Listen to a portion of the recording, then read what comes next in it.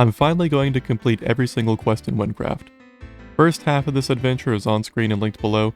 Second half is just as, if not more, unhinged than the first, so lots to unpack here, let's just get started. My wife Larry gets upset when a door that tells me to kill people makes me the chosen one of light. I don't even know if I care to have the light, so I'm just gonna buy her a lamp after she's done fighting the neighbor's dog. Next, a tribe shaman gives a kid some candy with too high of a sugar content and the kid goes nuts. And then I get to relive my childhood experiences in game when something lands on my head and the only way to cure me is to just hit me in the head again. Here we take a glimpse into the past and see two elves. One is Larry and the other is Dulladan. I couldn't tell if Dulladan was a lover, brother, or both, because I don't know elven traditions. But the selfishness hit me when I saw him risk his own life to save her and all I was gonna do was get her a lamp. I don't know how other people feel about the orc quests, but I really like them. I like how they talk, and I kinda just like orcs in general. Like anytime I play a game like Skyrim or whatever, I always choose to be an orc. The Prince of Toms thought one dad wasn't enough, so he got another, but neither dad seems to like the other, so things just get complicated. Since the quest is called Lost Souls, I was going to make a joke about people who like feet, but then recently saw online that it's like, in terms of brain circuitry, it's like your mashed potatoes are touching its green beans. So like it's really close together so they can't help but liking feet. And I thought that was a pretty bad genetic dice roll, and then I realized that they are massively lucky and that they don't actually have a fetish for something worse, like staring directly at the sun or going 100 miles per hour on the highway. There's a part in the next quest where this possessed child walks by you, obviously looking possessed, but I was tired and thought that he was moonwalking for whatever reason. I also fell way too many times for a quest that has 0 parkour in it.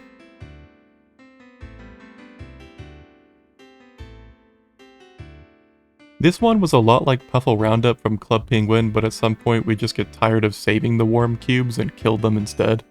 I don't even know if this quest is worth it for new players, especially with like the price of better gear and how long it takes to find a party, but I'm not really going to complain because I got carried by a guy that's level 106. This is literally the win version of Gavel's Loserous Pit, but there's a salesman monopolizing the production of its vitamin water and giving it a massive upcharge. The water that cured Dulladan is now being used to make undead. I didn't pay attention to any of the other dialogues, I was just stuck asking myself if I could get the same benefits by drinking it, kinda like the Grand Youth water, and if it also applies to my pee afterwards, like some sort of delayed splash potion. Calling these things a darn beast makes me seem like an angry redneck, but I did have a very suspenseful roleplay encounter, I'll just let this one play out.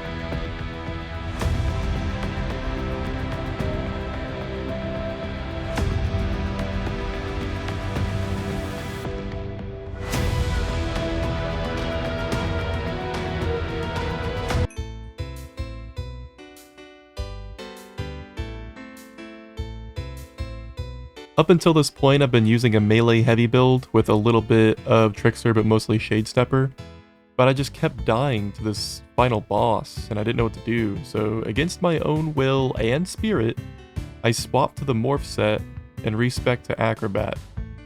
And you know what? If you can't beat him off, join him off. My honor may be tainted and my hands sticky, but I won. Larry's cousin is a lot like her, but instead of being obsessed with the light, she's obsessed with her annual trips to Colorado. So I really should have seen this coming, but she gives me a substance that humans don't have the tolerance for, and it ends up a bit like this.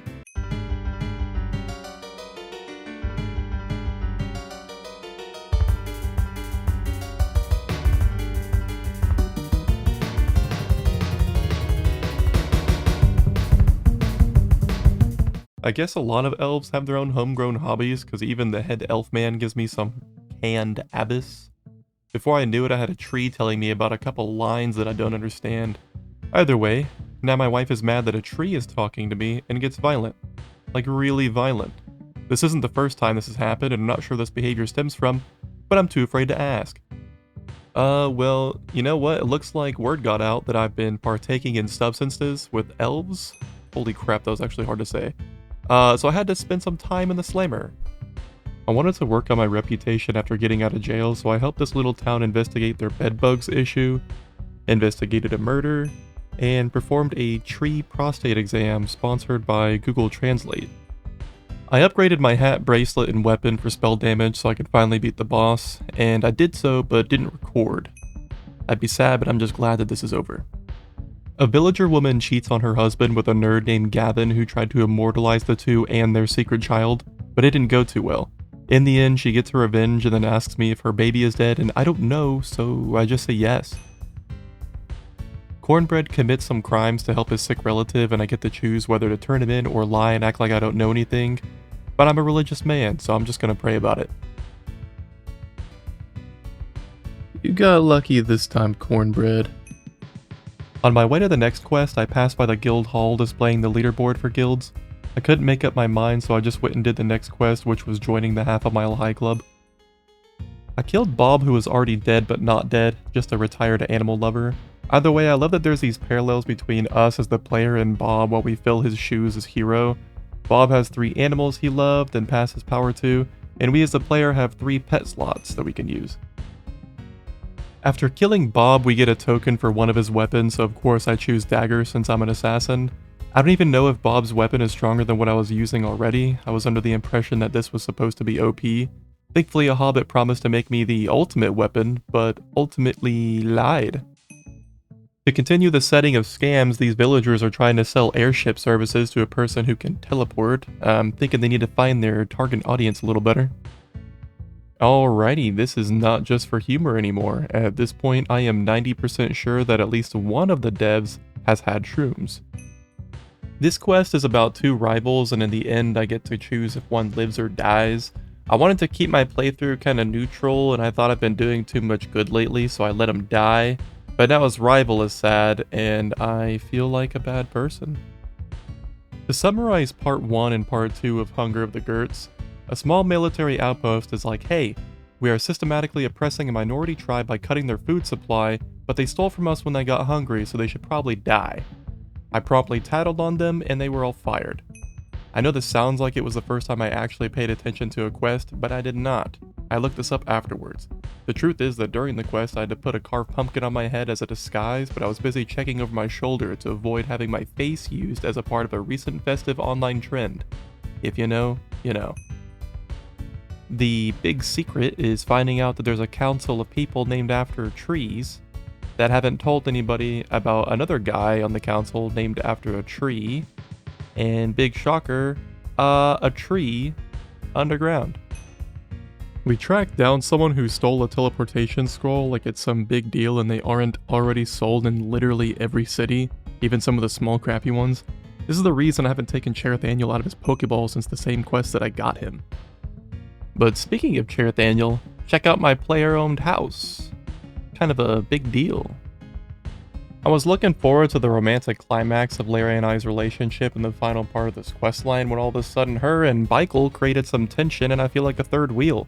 I blinked for literally 1 second and Larry disappears with a guide to another dimension.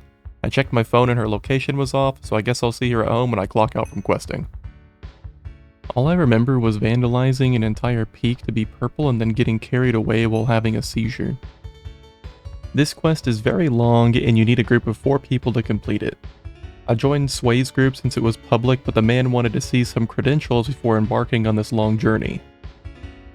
Let's just say I taught Cherithaniel how to spin. I power leveled like crazy during the double XP weekend and made it from the 80s into level Zoe 101. Next to Kira Hive quest, I have to complete all these rooms kind of like the Tower of Ascension quest in order to find out who Kira is. And not really, Kira's a boss fight. I thought it was going to be some queen that was happy we completed all these rooms, but it was a boss fight, and I got absolutely carried. I don't even know if I did any damage, I just ran around like crazy. The next few quests were pretty short. We get a Roderick trade-up series, Dragon Simon Says plus transporting an egg I definitely can't carry, and doing a side quest for access to a gate I definitely could have just jumped over. We get a tour of Corcus, which felt bittersweet, because now that I'm a big deal I get a tour, but I never got one of Douglas or any of the other cities. Anyways, Corcus is just some city that made a bunch of robots that are now making a mess. This is one of the prettiest areas in all of Wynncraft, which could only mean one thing. It's the only time we're gonna see it. I forgot. The cart mechanics were unjustifiably frustrating me, but to be completely transparent, it's probably my fault. The second part of the quest, however, is pretty dark, and I wish I had my audio on because I genuinely yelled when I got ganked by this bird wearing a diaper. Dale is back from part 1 where he had that boat full of cows, except this time I'm accidentally turned into a cow, and just like last time there was a bovine related boss fight. What the hell? This one's wearing a diaper too! This guy named Pahinus asks us to investigate 3 holes, which I sort of figured would be his sort of thing, but here we are. There's a lot of different storylines and settings for quests, but for whatever reason, me in real life was annoyed whenever my in-game character got accused of getting drunk and causing a ruckus. Like, dude, I know I didn't do it. I didn't do it. For whatever reason, it was just bothering me in real life. It's, you know, yeah. Death is a millennial. That's why his entire home was remodeled to just be gray and white. I also found this in the bedroom, so that kind of just fits the narrative. Next quest is me going back and forth to unlock a route I'm never going to use. And then I go and visit this cute little place, looks a little Japanese. And then I see that the guy's name is Miyagi, and I did not watch Karate Kid. We deal with the robots from part 1, but that isn't even the cool part of the quest. Recent quests have been about forms of travel, like the blimps and then the teleportation and whatnot. But this is a completely untapped market, and I think there just needs to be catapults in every town. In the next quest, we get a glimpse of that abstract purple area that's in-game purpose is to make the new Fupa expansion look even better in contrast. I think having areas like this are actually really important for overall level design, as long as I'm not spending more than a few quests in Grimace's butthole. Next to that power leveling from earlier, I don't have to confuse you guys more than I already am by going back and forth between different quest lines, so here's all of Dwarves and the Dogons 1 through 4. Part 1 starts with us watching a creative presentation on Dwarven propaganda and Alexis telling us the Dogons weren't demons, they were just really warm. But I know the real truth. Dogan was out here teaching things I couldn't do since before some of you were born. And now he's still teaching things I can't do. Next we find out that the King of Dwarves is wanting to commit war crimes against the remaining Dogons, and that Alexis is actually the King's son who proposes, wait for it, war crimes prevent war crimes. Starting to sound a lot like real life now, isn't it? The Dogons respond by saying, "Accuse me of a crime and I'm just going to commit it," then proceed to summon a massive fire demon. With the existence of elves, magic, mysterious beings of godly origin and heroes of legend, we look to the most powerful assistance we could find in all of Wyntopia: the Dwarven LGBT community. After freeing the recently captured Alexis, I thrust the frozen dildo we get from the dwarf husbands deep inside the flaming demon, finally quenching it. While the demon's defeat did heavily reduce tension between the dwarves and the Dogons, it wasn't a complete victory. As Alexis lay dying, he called his dad a Draenei, which confused me greatly, because that's a completely different game. I forgot to record this next quest, but it reminded me a lot of 10,000 Leagues Under the Seas, which unlocked a core memory for me, but also part of the reason I don't like the sea. Or leagues.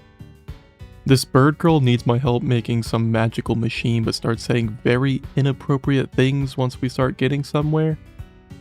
I think she's being a little too forward.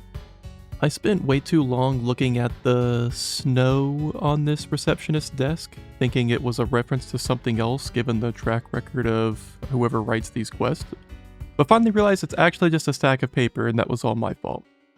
But you know what? It's also kind of messed up that Wynncraft gives me an intelligent woman with a passion while my wife is gone fighting the war. Either way, I can't get past the whole cloaca thing, so I think Ava and I are just going to stay friends. In Recipe for Disaster, we unlock Barrow's gloves. Nah, I'm just kidding. But in all seriousness, this is like that one anime where people just cook things and freak out. And we get to pick an assistant chef or soup chef, whatever the hell that's called. Our choices are a lady, a bully, or an Italian skater. So obvious choice here, but he made me make a sky-high pie. Wasn't sure if that was a reference to the superhero movie or the Japanese rapper, but I looked at the chat and realized it's drugs. Went back to the dragon from Squid Game and got a lampless flame I could somehow hold that lets me rescue some Dogan elders. I love being this late into the game and Wynncraft still remains its sus self. This quest just started and I'm paying a woman to take her clothes off. It wasn't my idea. I had to buy a bunch of Indiana Jones merch just to win a trip with an impersonator who did absolutely nothing. Not even a thank you for all of my dedication. This must be how tier 3 gifters feel when their favorite hot tub streamer doesn't write their name on a floaty. I joined Eldork and friends to venture deep into Purple Town, but it soon just became Eldork, who needed me to push him around in a Walmart shopping cart. I had survivor's guilt from the other two dying until Eldork told me they were just going to sacrifice me and then tries to tell me, "Don't try and stop me," when he changes his mind to sacrifice himself. Like, yeah, I didn't plan on it, bub. Die. Well, that just kinda got dark, but you know what? I just unlocked the ability to trade rocks for other rocks. This was a genuinely compelling quest that goes to show every endgame quest doesn't have to be fighting a bigger and badder guy than last time. It can just have more impressive visuals and sequences than any other quest you've played thus far. I really liked it. Alrighty, final one. Time to find a bigger and badder guy than last time to access the final quest. Just for us to become the bad guy to fight multiple bigger and gooder guys in some alternate reality of some sort where I'm doing chores for Baikel, like blowing up impoverished areas and killing heroes. But it's not over. The Fupa expansion is around the corner and my return is inevitable. So stick around for a bad joke I thought of in the shower and a sneak peek, not of me in the shower, but of the next video.